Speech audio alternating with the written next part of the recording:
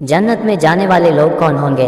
जन्नत का वादा अल्लाह ने उन लोगों से किया है जो ईमान लाते हैं, नेक अमल करते हैं और अपनी ज़िंदगी अल्लाह और उसके रसूल की तालीमात के मुताबिक गुजारते हैं। लेकिन क्या आप जानते हैं कि कुरान और हदीस में किन लोगों को जन्नत का हकदार बताया गया है? कौन कौन से लोग बिना हिसाब किताब के जन्नत में दाखिल होंगे? इस वीडियो में हम कुरान और हदीस की रोशनी में तफसील से जानेंगे कि जन्नती लोगों की पहचान क्या है और हमें अपनी ज़िंदगी को कैसे जन्नत के लायक बनाना चाहिए। यह इल्म सभी के लिए बहुत ज़रूरी है, तो वीडियो को आखिर तक देखें और इसे आगे शेयर करें। क्या आपने कभी सोचा है कि क़यामत के दिन सबसे बड़ी कामयाबी क्या होगी? वो लम्हा जब किसी को जन्नत की खुशखबरी दी जाएगी और किसी को जहन्नम की आग का ऐलान सुनाया जाएगा।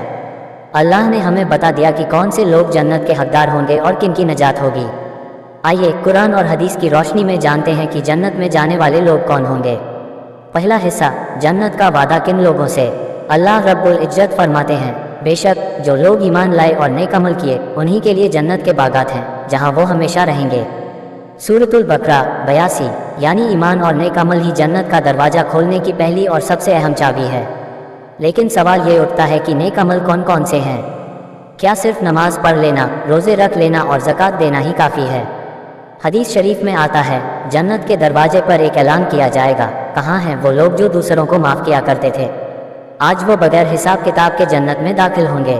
मुस्लिम तिरमिज़ी। यानी जन्नत सिर्फ इबादत करने वालों के लिए नहीं बल्कि उनका भी इंतज़ार कर रही है जो 1. दिल के साफ होते हैं, 2. लोगों को माफ़ कर देते हैं, 3.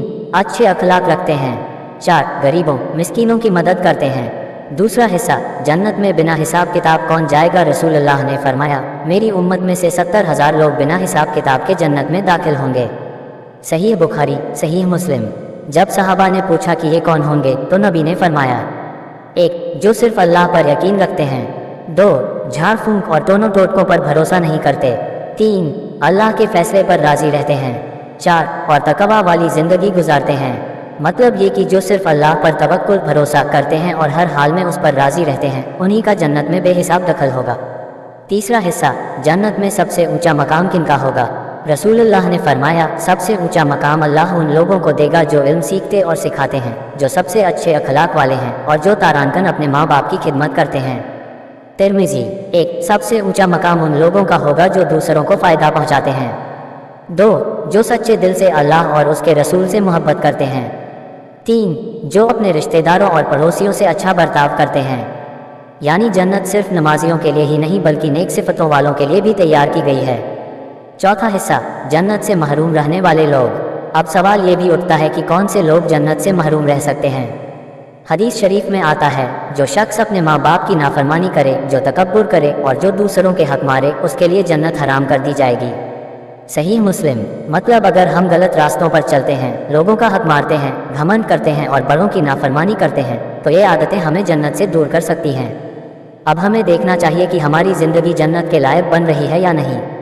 नसीहत और सबक। अब सवाल ये है कि हम अपनी ज़िंदगी को जन्नत के लायक कैसे बनाएं?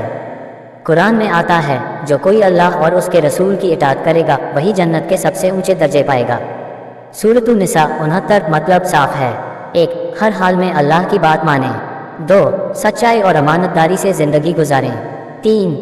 गरीबों और यतीमों की मदद करें, 4. अपने माँ बाप का अदब करें, 5. तकवा और परहेजगारी अपनाएं।